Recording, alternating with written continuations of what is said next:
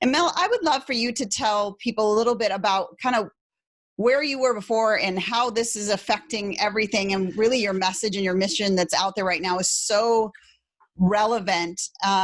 He's helped us so much with positioning ourselves for wealth. And, full disclosure, because I'm kind of an open book out there, my husband's lost his job. That was like 2 weeks ago, boom, gone, and so we'll talk about the mental resiliency when I talk and how we've kind of gone through that and the ups and the downs and really what's going on. But Mel, I would love for you to just dive in and talk about how you're handling it and what's anchoring you, and then, what you're telling your tribe, because you've been really out there serving a lot. Thank you, Shannon. Here's the thing. When I had my martial arts studio, we used to do sparring there. So we'd put the gloves on and we'd fight. And I had a lot of parents that would come in and say, why does my child have to go and get hit? Why does my child have to learn how to fight? And I said, one of the reasons we do this is because when you get hit with something that's unexpected, there's an initial shock. And we don't, at the moment, when we sit on the outside and we see it, we go, oh, that must have hurt. We don't know whether we have the ability to get back up. But after sparring a little while, you go, that wasn't bad, I can get back up.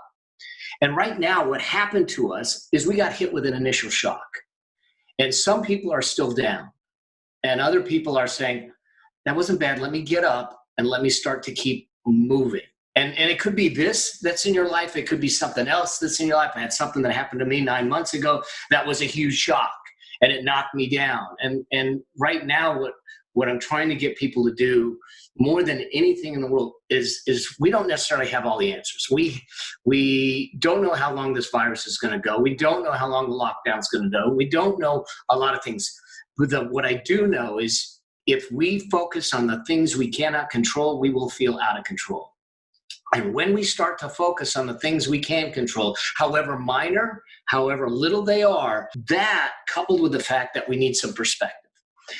When I've been doing some of my talks, the stock market for going from 2001 to today, and there's this really long line today, these last couple of weeks. Now the market went up today. It hasn't closed yet, but it's up a little bit.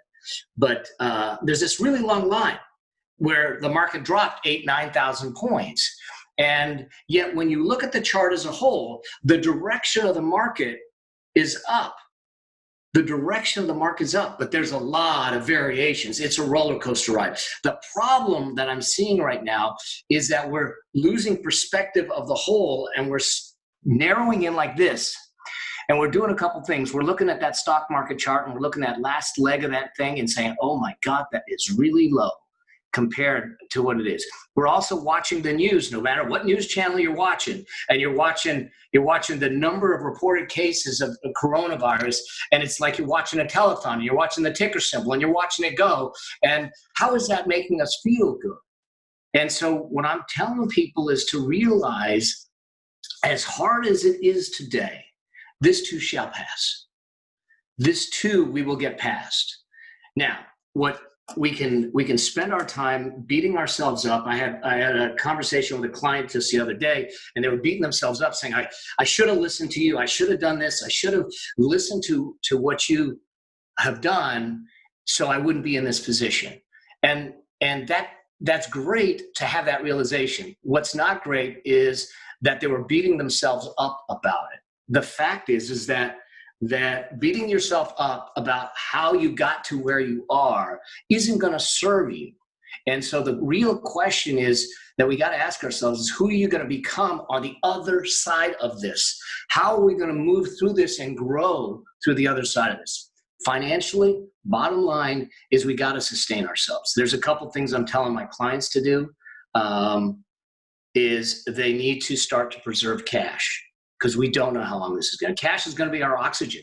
Cash is going to be the way that we can carry the day. So what does that mean? That means that, one, we need to start looking at our costs. Even us, we did it. Now I don't know if it was fortunate. So y'all know that in June of last year, I was diagnosed with cancer. That and I'm fine now, but I was diagnosed with cancer in June. That was the shock that hit me. But it was that exercise that prepared me for this today.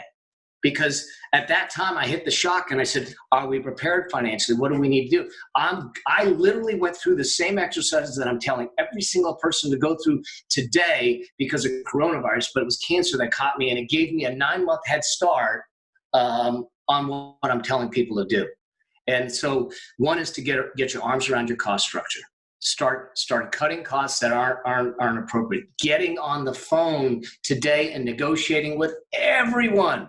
Your cable company, your credit card company, every single vendor, your landlords, all of them, getting on the phone and having frank conversations with them about it. Look, I'm not immune. I have woken up with uncertainty in my heart, in my soul. I've been scared. I've looked at my wife and said, I don't know what happens. I don't know what's going to go on. And I do know, though, that we will recover. Realize this: our economic problems today are not because we had an economic issue just like 2008. 2008 was caused by a housing issue. This was triggered by a healthcare issue.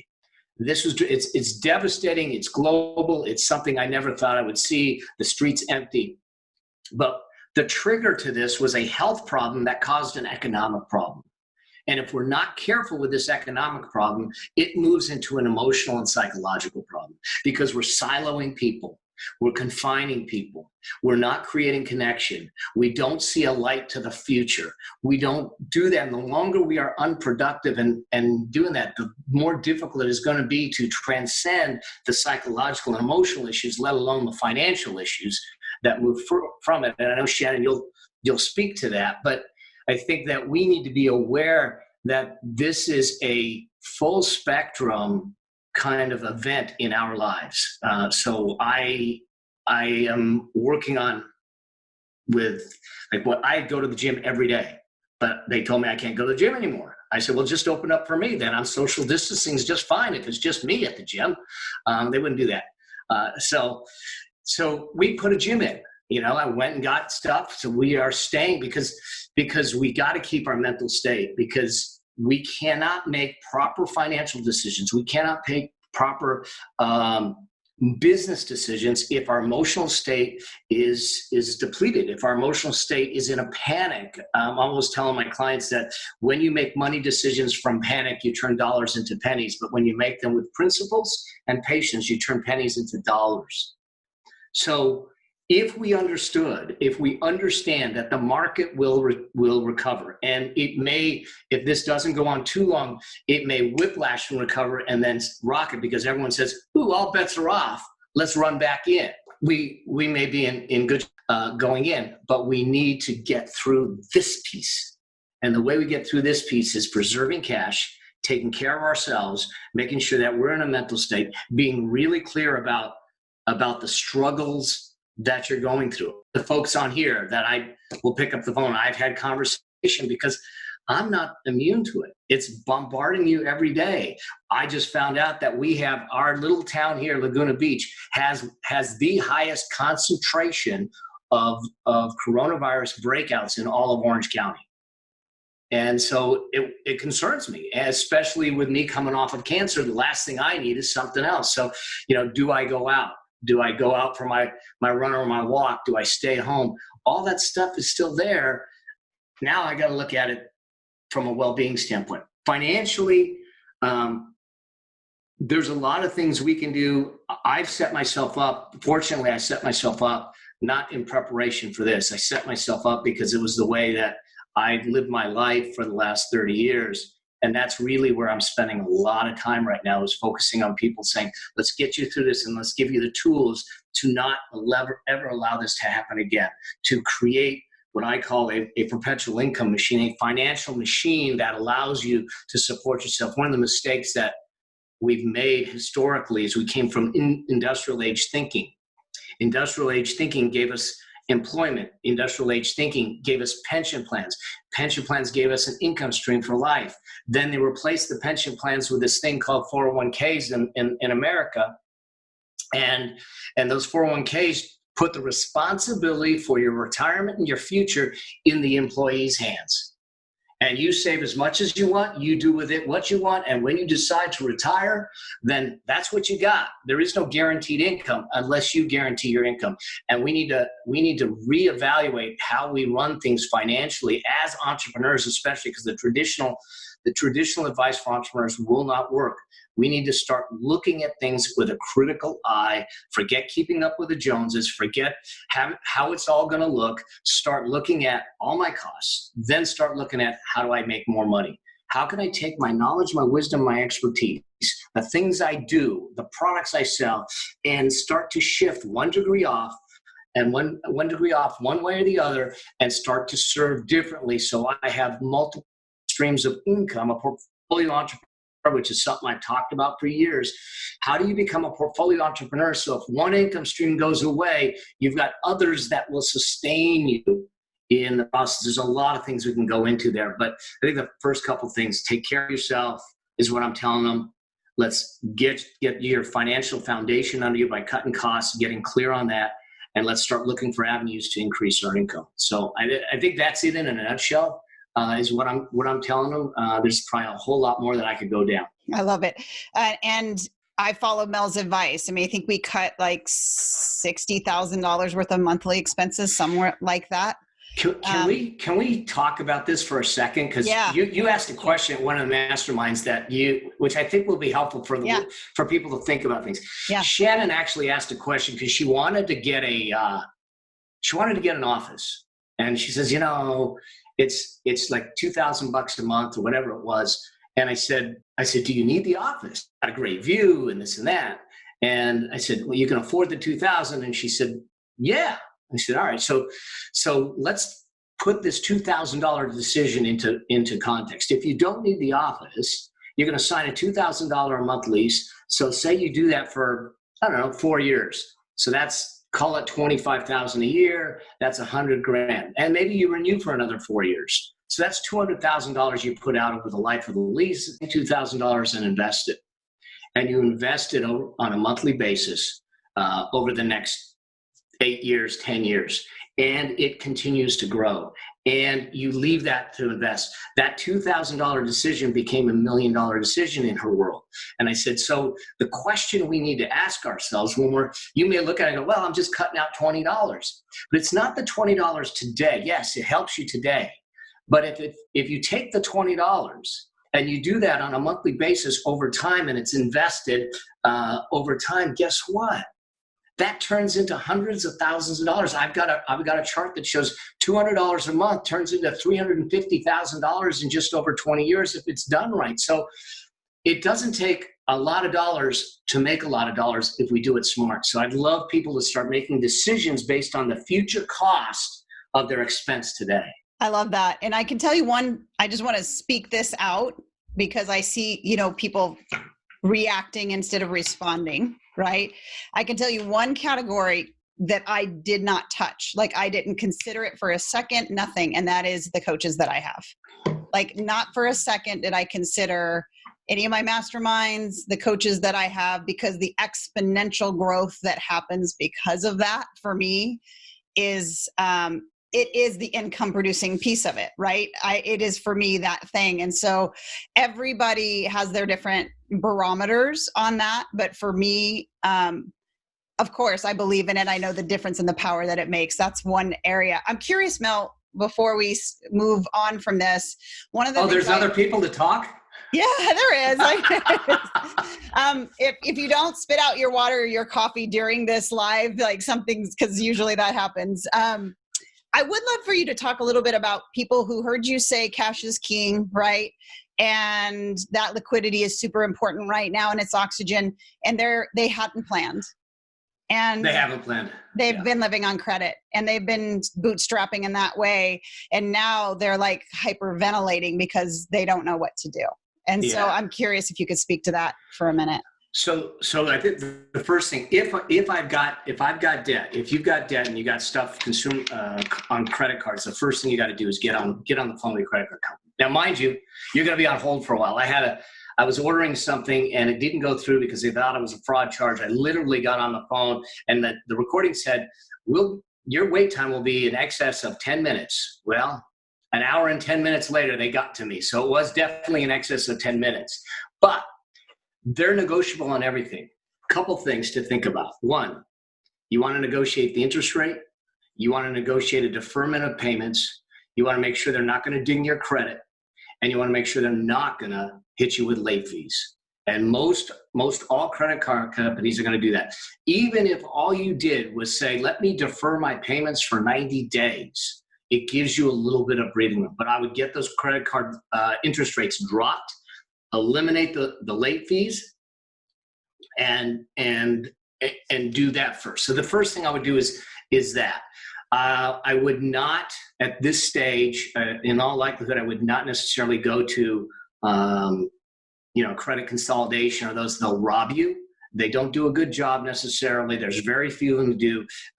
So I would take care of it yourself. You're confined at home. Get on the phone. When you do this, just a word of advice, you're not going to them to get something from them, because if they feel that you're coming in with a demand, this is just kind of the way a different way to negotiate, and I do a lot of negotiating.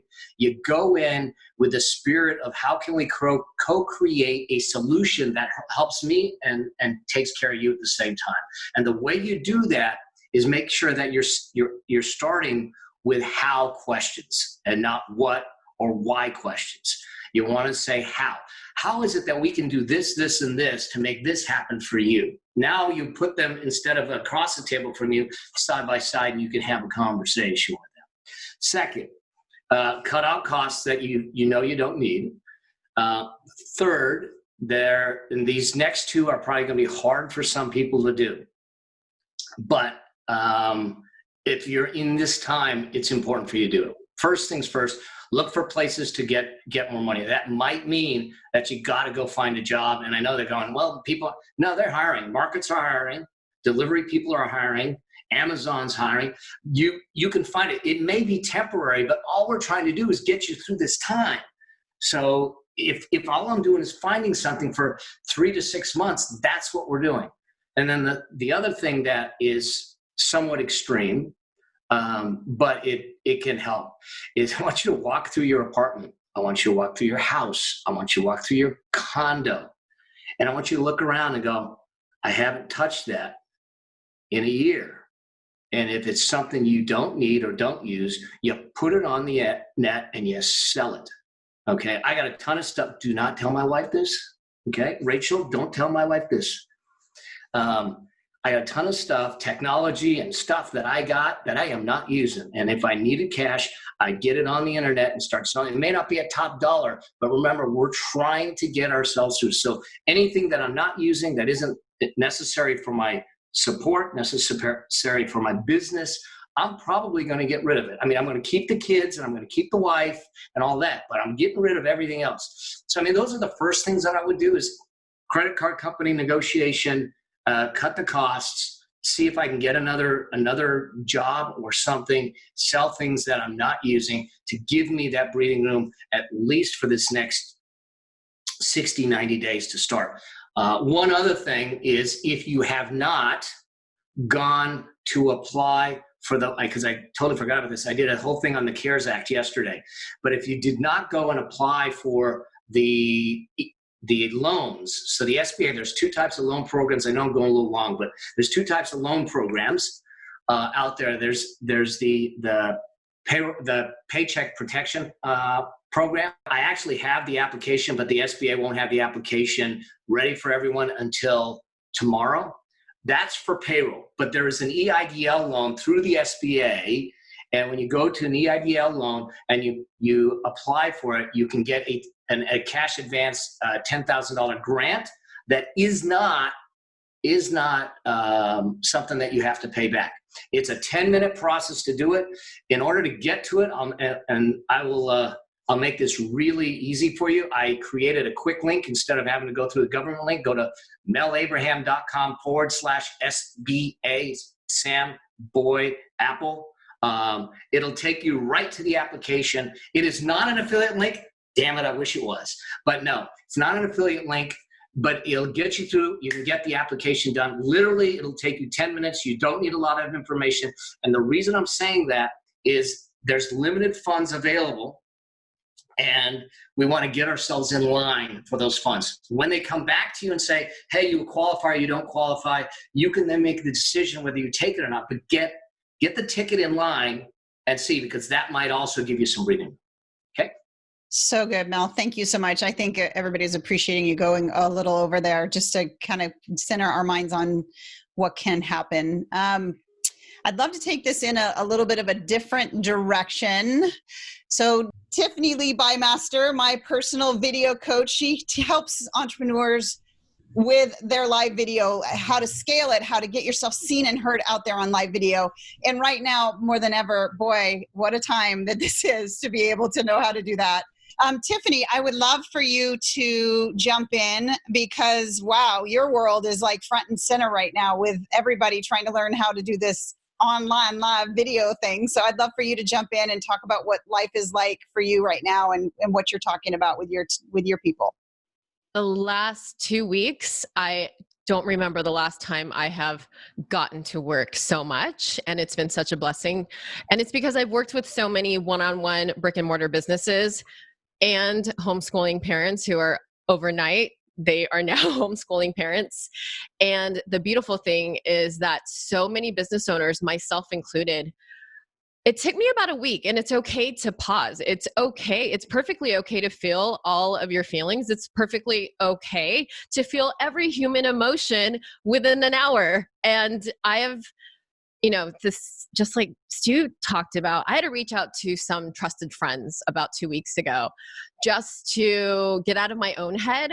And I really know that more than ever, what makes us resilient is our ability to bounce back to what feels good, to make us who we are and stand up as leaders and rise up, like you named this whole panel, that our ability to do that faster is what really is going to make all of the new leaders out there. And I had this dream one night. I've been having weird dreams, and it was Gilligans Island. I was dreaming of Gilligans Island, and I kind of feel like if you were stranded on an island or in your home, are you going to show up as Gilligan or the professor? Because who's going to be the one that rises up as the leader to help others, to get out of your own head, to stop dismissing what you're good at and just keep it simple and real and authentic. And that's what pulled me out of just staying in that observing mode, which I can kind of hide out. It's my hermit mode. And I can just stay in the corner, really quietly observing what's happening and taking far too long to assess the situation.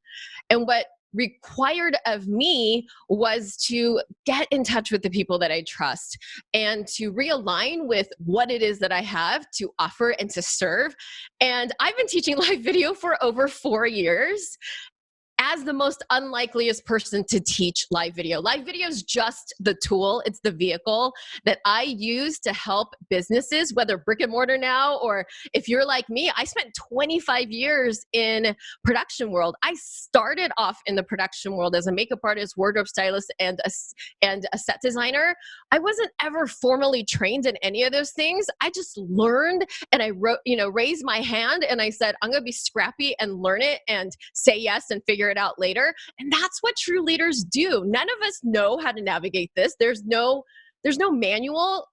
We keep hearing it's unprecedented times. Well, life is unprecedented, and not to dismiss at all in any way what is happening, but I'm seeing so many of the people who are rising up as the new leaders, or if you were the leaders, that you're really seeing what you've always done. And with live video specifically, I'm seeing gym owners, people who had, up until 2 weeks ago, thriving boutique gyms and spas and all the hairstylists and makeup artists who overnight do not have a business. And they're like, the best time that I should have figured this out when I laughed at you, when you left your very lucrative, successful business working in film and television, and I laughed at you, now I'm asking for your help. And now people get it. They're looking to all these weirdos who built these online businesses, like James says, selling digital air, and they want some of it. And so now it's our opportunity to rise up and show up as the Gilligan or the professor, and to help all the people out there with your unique special sauce, whatever that little thing is. Do not dismiss it. And what I happen to do really well is get people on video. And it's always been this way, but now it's highlighted more than ever. It is so important that you don't care about your lighting, that you don't care about your set design. That's all after the fact. We can fix that later. But how are you going to show up for your gym members? How are you going to get scrappy? How are you going to like recalibrate what you are doing? What do you have in your gym right now? If you own a spin studio, holy moly, rent those suckers out. I thought that was one of the most genius things that I've seen. So many of the high-end boutique spin studios, they teach one thing. They don't have dumbbells. They don't have all the other things. They're renting out the shoes. They're renting out the bikes, and they're doing their classes online. Is it with the perfect sound? Are they kind of skirting around the music licensing stuff? They're getting around it with Zoom. Are they figuring it out? Are people figuring out Zoom? Are they figuring like, yeah, when you're on camera, either you're muted or you're on, so please don't go to the restroom because you're going to end up on the internet. We're learning it all. We're scrappy. We're figuring it out. And that, at the core, is what entrepreneurs do. We identify a problem and we figure out how can we be the resource and the solution for that problem. And while I was hiding out for a week and just being super observant, I realized it's not something different. It's what I've been doing, but in a different way to a different audience. And now people are seeing, oh my gosh, I still do one-on-one stuff. I have a huge client who's I consult with, and they are a 24-hour home shoppable network type of thing. They have 2 channels now. All of their hosts are going live from their homes now. So I've been working nonstop to get these people online, teaching the thing that I've been doing all the time in my program and my back-end membership, and doing this because this is how I can be of service. And that doesn't make me opportunistic. A lot of people, they were thinking, well, I have something, but then they second guess themselves. And then that, mean girl in your head, like Rachel says, she starts talking to you, or the mean guy. And they're like, who are you to do this? And how dare you profit off of other people's, bad times, or seeing opportunity? You feel like you're being opportunistic. And those are 2 vastly different things. I want you guys to ask yourself, what is your intention? What is your intention for why you want to help, why you want to serve? And if that is your intention, then how could you ever be opportunistic? And I love what I'm seeing in the brick and mortar space, that I want to see more of us rallying around each other. For a long time, I really felt like there's such less, there's more of a blurred line between online and offline. It's just business is business. Why wouldn't you be on both if you could? And physical products and digital products, and we're getting a little bit of all of that. But if you are building your business now, of course you're going to have an online presence. And if you were procrastinating all this time, you just got a giant boost of motivation to get yourself online. All you really need is great internet connection. You're going to figure that out. Practical advice, go to speedtest.net. Do a speedtest.net. It's a website. You can download the app if you want. Do it from the device that you want to go live from, whether it's your desktop or your phone. It does not matter what your download speed is. You want to check out and find out what your upload speed is. That way, you can find out if it's fast enough to have clear sound. Sound is going to be more important than having perfect quality HD video. People will forgive bad video quality as long as the sound is good. We want both optimally, but just start now. Start serving who you can. There are so many people who are so scrappy. And I keep saying that word because I truly think at the essence of great entrepreneurship, we see the opportunity to serve. We are able to pivot faster than other people. We fall down and we fail more often than other people even dream of starting. And I've had those really bad days. I had a couple of days the last 2 weeks where I just could not get out of bed. And that is okay. But I got up back on that horse. I talked to my friends. I have had more conversations on the actual phone, talking to humans and not just texting, but actually calling and doing girls' nights in. In my membership, we did a girls, and there's 3 boys, 3 guys. So it's like girls/guys night in. And it wasn't about business strategy. And it wasn't about this. It was just about being a human being, humanizing your brand, showing all the different facets of who you are, how you serve, who you want to attract.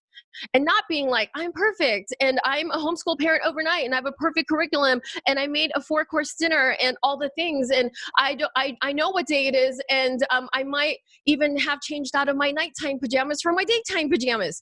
And none of that's true for most people on most days, and that is okay. So show up, ask your audience what they need. I've never asked more questions. I have never been genuinely more curious and fascinated on how I can serve and show up at a bigger level. All of you guys have something so amazing. This is not the time to shrink. This is not the time to hide. This is not the time to let your mean girl or mean guy in your head hold you down, because people need you. Like those brick and mortar. I'm so emotional and hormonal. But businesses are being saved because they're saving themselves. You can't wait for the government. It is nobody's responsibility. And there's so much that you guys are in control of. There are so many people. Oh, I know what I was going to say. The way that we are rallying around our favorite restaurants and our favorite gyms and our favorite clothing boutiques, we need to rally around each other unapologetically as online business owners, as digital brands, as coaches, as people who level up other direct sellers. Be proud of what you sell. Like Michael Maiden says, if you love your offer, then why would you let that one stinky pants, I don't know why I said stinky pants, never said that before, but that one stinky pants troll hold you back from helping the other 9 or the 90 or the 900,000? I've been building my online business for 6 years now. We're just about to come on our anniversary. 6 years. I am not about to allow myself to let the next 6 days or 6 weeks or 6 months or however long this lasts to crumble what I've been working on for 6 years. I am so hormonal right now. Because I love this. I'm not a crier, but this is like the thing that fuels me, and we are able to do that. Oh my God. Never cry. Whew, okay.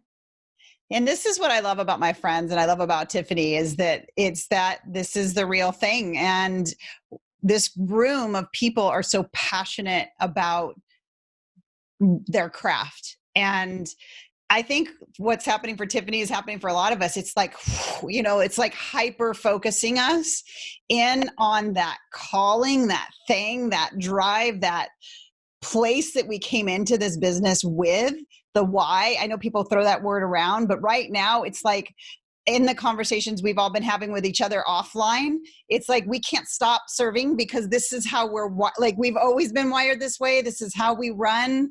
And now we get to like focus all that energy. It's so beautiful, Tiffany, to see you in that space serving those people. And don't you guys worry, my lashes will not fall off. They are waterproof.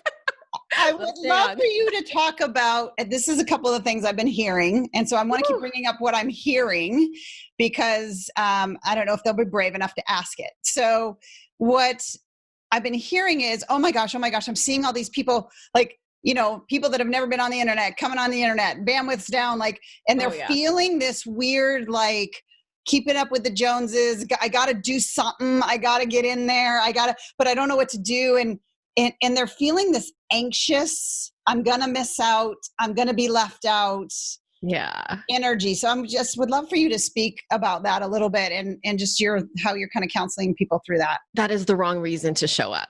Mm-hmm. I really think that starting a business just to make money, and a lot of people do, and that's fine. But I think, but from what I've observed and I've learned from all the amazing people that I get to be shoulder to shoulder now, 6 feet apart at least, is that the thing that drives us is our call to service, to be true servant leaders. The byproduct of that is to be unapologetically so successful, and our success elevates other people. But if you feel the need to show up or start a new business or whatever the reason is, what is the reason? Really focus on your why, because I will work tirelessly and I don't feel tired when I'm fueled by service and when the somebody says, oh my gosh, I didn't know it could be that easy, or thank you so much. Like now I have another second source of income or another way to serve like the ripple effect is so beautiful that I don't have to furlough my employees, like just because I only teach live video, So if your intention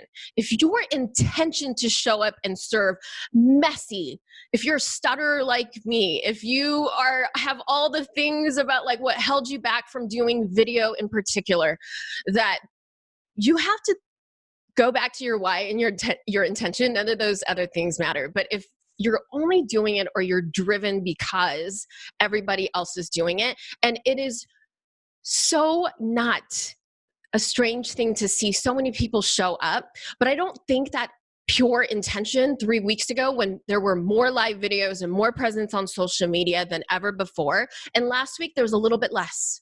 And the week before, even less than that.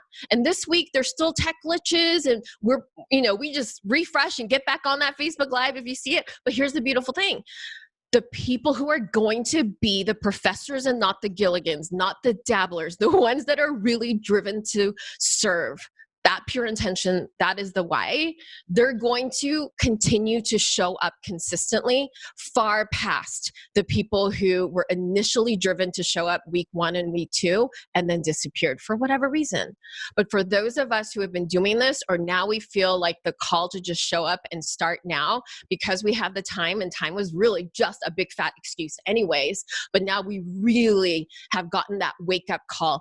Use this opportunity for what's happening to all of us. You can pull out so many silver linings, because for me, I don't want to relearn this lesson again.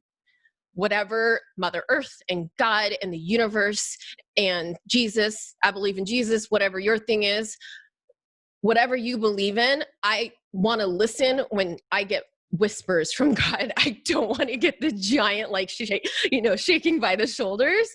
And I think this is what's happening right now. It's a giant reset for humanity. And I don't want to relearn it again. So really dig deep into yourself. Doesn't mean you have to show up every day. I don't show up every day publicly. I take the time that I need. I need a lot of extra time right now to process, and that's okay. So show up in the way that feels good to you. Really listen to your gut. If you're an overthinker, or you were once, let's change our language, we were once an overthinker, how can we then choose a new path? How can we now go back to what feels natural? Like, what is our gut saying?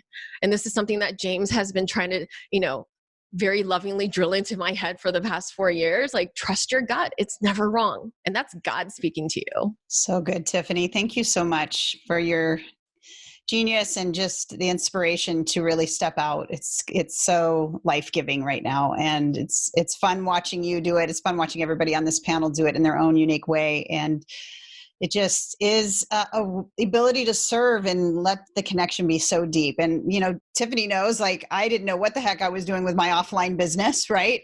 I never had to actually communicate what I did. And found out about Tiffany through Shalene, and she's been my video coach since then. She helps me with all of the things. And like, I didn't know what I was doing. I was a bumbling mess. She'll attest to None of us. I mean, I'm still figuring it out. This mic was like moving like this the whole time. And it is, use what you have until you can upgrade as far as equipment goes. People get hung up on the things that don't matter. What people need is you. They need to hear you. They need your genius, whatever that is, and do not dismiss that. And every single day, I'm so I'm still learning how to meditate. That's going to be one of my next things. And I shouldn't force it. That's probably one of the issues, right? But it is what it is. But I do pray, and that is my meditation. And so I don't know what's coming up next. And the thing is, did we ever really know? It's just highlighted and magnified more. So my prayers are always, I would love for this to happen. It's that this or better. And that's what I meditate on. This or better, this or better. It's not a matter of if we get out of this, it's when, and we're all bringing everybody up together. We're pulling each other up. And if someone who was the least likely to ever be in front of the camera, spent most of her adult life behind the camera, started an online business in their 40s. Like, anything is possible, you guys. And, I was camera shy. I still have never, to this day, and now I just want to prove a point, I've never done a real photo shoot. I'm the selfie queen.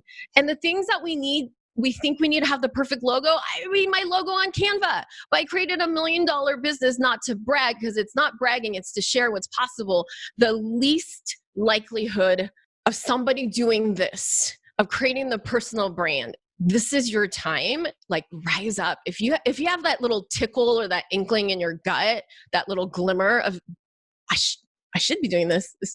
Why am I not doing this? I've been parking this in my brain for so long. Follow your gut.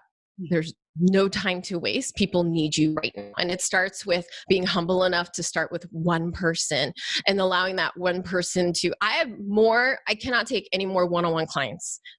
I can't. I have to serve my online community, my membership. And I am so excited now. I wasn't a week and a half ago to continue on with my launch. Because how dare I hold myself back from helping all these online entrepreneurs like Shannon, who I've got to work with since she first started transitioning her business online. My ego getting in the way of the next Shannon. Mm-hmm. So I can't do that. I don't want to do that. I know that's part of my purpose and my calling. I love it. Thank you so much, Tiffany. And then last but not least is Colin Boyd. Colin is the master of selling from stage. And I find it so interesting that right now the stages are all virtual, and what you teach now more than ever is so vital. So thank you for being the base of the final panelist. I love your perspective. I've known Colin for a couple years now and watched him really lean into messaging from the stage and selling from stage. And this is a stage. What we are on right now is a stage. And now we've got this influx of people trying to figure out, how do I get my message and my mission out there and not be slimy and actually do a service from this virtual stage that will eventually return to a stage down the road, or may not, but whatever. So I'd love for you to kind of chat through what you're experiencing with your family. You've got kiddos at home too, and how you guys are juggling it all and what's anchoring you. I know Colin and I share a faith, so I know his faith is anchoring him, but I'd love for you to share just like how it's going and where can we lean into when we're coming onto this virtual stage. Yeah. So hello, it's great to be here. So, I think when this initially happened, it reminded me of a phone call about 6 years ago. And I had a client that represented probably about 80% of my income. They're a mining corporation. They called me up and I had a contract with them. It was worth like over $100,000 for that year. And he literally just canceled the entire contract in one phone call. And I just had a newborn. We had a little boy, Jonah. I was like, freshly married, trying to be all responsible. And I know it didn't happen to everyone, but for me, it was a huge pattern interrupt. And I feel like that's what's happened on a global level, is that there's just been this huge pattern interrupt. And I look back on it now, in the midst of it, it was friggin' horrible. Like, it was so tough. But I look back on it now and I almost feel like I followed a similar process, from the sense of, initially it felt like I got hit in the face with a baseball bat, and that was just lovely. And then after a while, I started to recover and go, I started to see it of, now I have more space in my life for even better clients. I have more space in my life to work out what's most important. And then I started to lean in, and that was when I first created my first online course.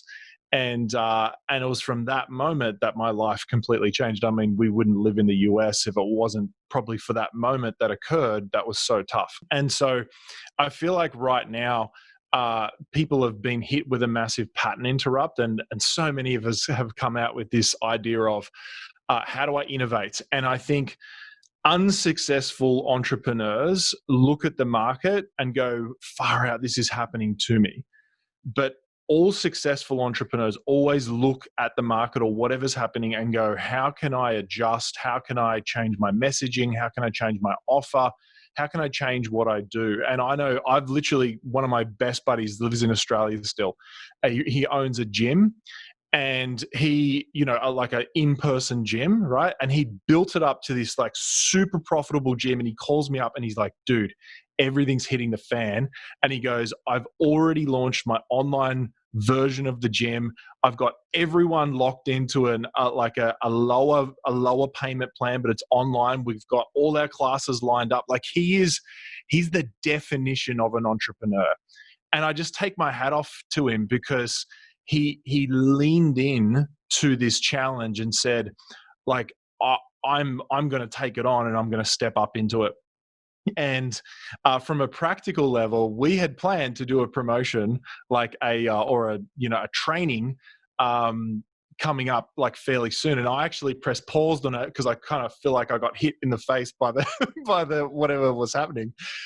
And then I started to take that moment of that. I think that this pattern that's come out in the conversation of is don't make a decision out of fear, make a decision out of your future, and even long term, and make a decision out of a place of faith. And we decided, you know what, we're still going to run our training. And so many people have come and said to me, Colin, like they need your training more than ever now in terms of doing online stages, because I specialize in speaking on stages and selling on stage, whether it be a live stage or an online stage with a webinar. And I realized that I needed to lean into that. And so we started to lean into that. And if anyone is an online entrepreneur, which I'm sure a lot of people are, James mentioned it before. My ads cost right now is at 20% of my standard ads cost. Like we are getting web $2. I usually pay about $14. And so it's more just like this sense of when you lean into a faith, you lean into belief, you lean into certainty, because this is what I know, is that you are not going to find certainty probably in the world around you right now. You have to find certainty in your faith. You have to find certainty in yourself, in God, whatever like version of that is for you. You actually just have to discover that even more. And this is what I know, is that your world will always respond to the certainty that you have in you, not the certainty over your external world. And so as you do that, you lean into and discover that greater level of certainty, your world will start to shift and show up for you in that way. And we've been doing that. We're really excited. I don't know what's going to happen. It's going to be fun no matter what. And people are going to get a ton of value no matter what. And so, it's been really fascinating. So I just think there's been a huge pattern interrupt and people are reassessing what's most important. And so, that's kind of my thoughts. How is launching during this time? Because I know that the selling from stage, you're a webinar like master now, and all of those methodologies. And of course, people want support. You'll get his DM. You can reach out. But how are you mastering launching with everything that's going on? I'd love for you. Yeah. So if anyone is doing any sort of marketing now, even if you're not running like a promotion or whatever, like I would really encourage you to offer something of value to your audience, because the list building potential right now is incredible. And what's going to happen is those people who truly lean into this, like you watching Sharon lean into this, like it's just incredible, right? The upswing on the back end of this, and we saw this coming out of 2009, we saw this coming out of like any sort of major challenge, the upswing for those people who take responsibility and lean in and serve and contribute and add value in the way that they can add value, the upswing is exponential. And so right now, I know my smart investor friends right now are sitting there going, this is what I've been waiting for the last like 7 years, 8 years. Like they're not in fear. They're actually in this place of faith. And I love this phrase. I heard it the other day, which is you should always take advantage of your opportunities that are in front of you, but you don't take advantage of people. And so that's my thinking with my promotion is I want to take advantage of the opportunity because I know I can truly help people, but I don't want to take advantage of people. And I feel like that's always been my intention. I think that's everyone's intention, but it's more like that sense of like, take advantage of your opportunities. I think that is entrepreneurship. but you don't take advantage of people. And so with your messaging, what we're finding is that if you can, because there's 3 types of messaging. There's like coach messaging, which is like showing them what to do. There is contrarian messaging, which is like showing them what they're not doing, like the mistakes. And then there's companion messaging. And for me, leaning big into companion messaging, which is like, we're in this together. This is an opportunity for us to work together, and we are believing for the same growth for you and your life. And so we're in this together. Let's lean forward and let's create something magical for you out of the challenge that you're experiencing. So good. And that was resonated throughout everybody who's trying to figure out, like Stu with his launch, and even Michael said, it's that we rise together. And that's the cool thing that I've been hearing, and is just this collective. And James talked a lot about the collective, right? You got to be aware when God's on the move, right? And God's on the move in this collective, like bringing us back together as human, not just entrepreneurs and our own thing, doing our own thing, human beings doing human things and having human needs that get humanly served, right? And he is also like, we're launching, and when we launch, it's just this companion. We're going to come alongside, and those people who have naturally messaged that way along the way are the ones that people have trusted. Totally. And that's not going to change, right? And so, like, that's always been Colin. Yeah, because I've got to say, I've seen a few people try contrarian at this moment and just get slaughtered. Yeah. So I also think that there is wisdom in how you message right now, because you can actually break your brand now as well. Yeah. And so there's this heightened sensitivity of, if you can message from a place of empathy and show like, this is the way, I'm with you, I'm feeling it as well, let's lean forward, people are going to love you even more. But if you push hard on contrarian too much, they're going to hate you. Now, we're always going to get haters, right? That's all part of being negativity in bias. Facebook ads. That's part of like doing anything significant, is you're going to get haters. Yeah. But you can actually, I feel like you can break your brand in, not completely, but it's like you can tarnish it if you go too hard in pushing against people. I want to give a concrete example here, because, and I'm just going to use my own brand and everything that's going on. You heard me say it earlier. Like, I believe right now, I am so passionate about people stepping into the work right now. Like, they should always be doing the work, but now here, like, we've been given this opportunity. So you're going to see me talking a lot about this. Now, when I was about to launch too, so we moved a little bit, but not mostly because I wanted to serve like this. Like, I felt this was what people needed, and I want to meet people where they're at. And you're going to hear me talking a lot, right, as I'm leading into the pre-launch. So here's the thing. We had these, what we call thought reversals, or we used to go against, like, okay, in a normal marketplace, we have a lot of entrepreneurs who think it's the strategy. And if you just have the strategy, then rainbows and unicorns and sunshine happens and it's all great. And we all know it is the strategy is the vehicle. It has to be there. There has to be a stage. That has to be there. But we've seen people who run amazing webinars and have multiple $1 million businesses. And we see people that do webinars and never make anything. So it is the operator, right? And so that whole thought reversal is contrarian. And in a normal marketplace, it's the kind of like water in the face of like, look, like, I love you. And it is like, if your grandma got in the Ferrari, it wouldn't be a good thing, right? It's that kind of messaging. But right now, everybody's so sensitive. Yeah. And I am too. So now the message is more like, oh my gosh, like, I'm with you. Like, I'm literally trying to control how people eat in my house. Like, I am looking for any ability to control something right now. And that's what's coming up for me. And I'm sharing that. That's not a normal place that I come from, but it's, you know what the good thing about that is it's bringing out what should have been all along.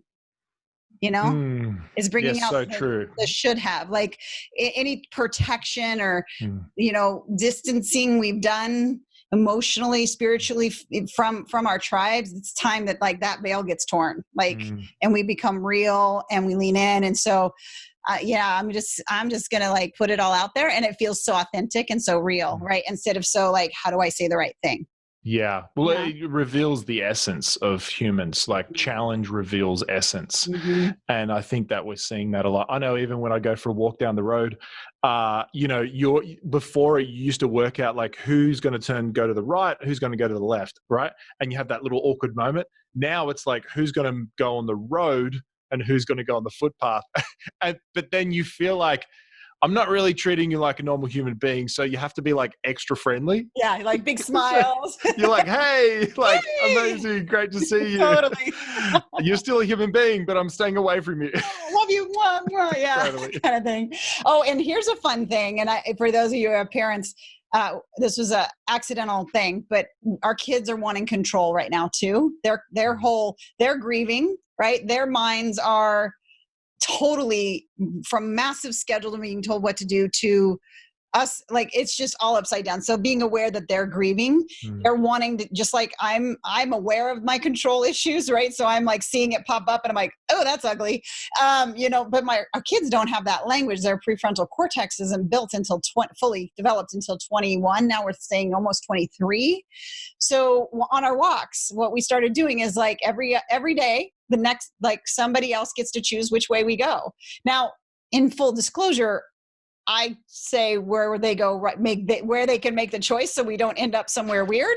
But, I eventually get them back home. But even that small act of, you're in control of this, is just like, they're lighter. And I'm like, wow, I didn't mean that to happen. I just didn't want to have to think, but it was just a happy thing. And so, and I know that's going on for our people too. They're waiting for somebody to get on the virtual stage and just say, hey, you can take control back in this. And yeah, it hurts, but you can actually move to the best and biggest and brightest future right now. You don't have to wait. And I think that as a leader, which James was kind of talking about, like you are no good to anyone if you're in a place of fear. Yeah. And so I think I've been hypersensitive of who I talk to, what conversations I have. Like I'm like hypersensitive. Yeah. And so I try to be informed, but not overwhelmed. Yeah. And so what I mean by that is, I will kind of have a look at the facts. Like if, our kids can't go to school, I have to know that. But other than that, I'm not really like getting into the media, because I was thinking about this, and this is what you teach, Shannon. I've loved your processes whenever you've taken me through something, is that whole thing of like how you can't have emotion without any sort of meaning, right? But if you look at media, what media is doing is taking the circumstance and putting a meaning on the circumstance. Yes. And so if you look at the media and take your meaning from the media, you're actually just listening to their own meaning of the circumstance. Yeah. And so, because I bet if a scientist actually promoted the news, it would be so boring right now about the coronavirus. Yeah. Like how boring would it be, right? Yeah. But we have all these people who know how to hit our triggers, and then you take that meaning and then all of a sudden you're emotionally charged within like 4 seconds. Yeah. So one of the things that I've been doing, because I know the protective mechanisms of the brain, and I already tend toward being overfired in the sympathetic. I already tend toward that. Most high performers are. We tend to be that driven, that thing that drives people is in the sympathetic, which works for us, but not in overdrive. And so the most boring and realist source is your local jurisdiction. So I live in San Diego, so the San Diego government, and they're all going live once a day. So I just listen to their like the live government website. They're government workers and so true. Scientists. They're so bad at headlines. They're so horrible. And so it's like, yes, I'm aware, and I only do it once a day, and I am unavailable for it the rest of the day. And because They didn't do the direct response copywriting course. Yeah. They're like, and they're like, and here's the next person, and they're like 2 inches from each other. I'm like, yeah, not social distancing. I think, the whole like parenting, where you actually show it by not just your words. Like you might want to do that. That is so funny. But so that's my recommendation too. It's like, don't allow, like we wouldn't do this in a normal circumstance. Don't do now what you wouldn't do in a normal circumstance, right? Normally you wouldn't, at least I hope you wouldn't, go seek out, well, what are the most hyped up people saying about the world right now. You wouldn't do that naturally, but right now we're allowing other sources to come in. It's amazing how quickly you get addicted to it as well. Oh yeah. It's our brain needs it. Once you're in sympathetic, if you're not kicking out of it, it needs more and more and more. So true. Yeah.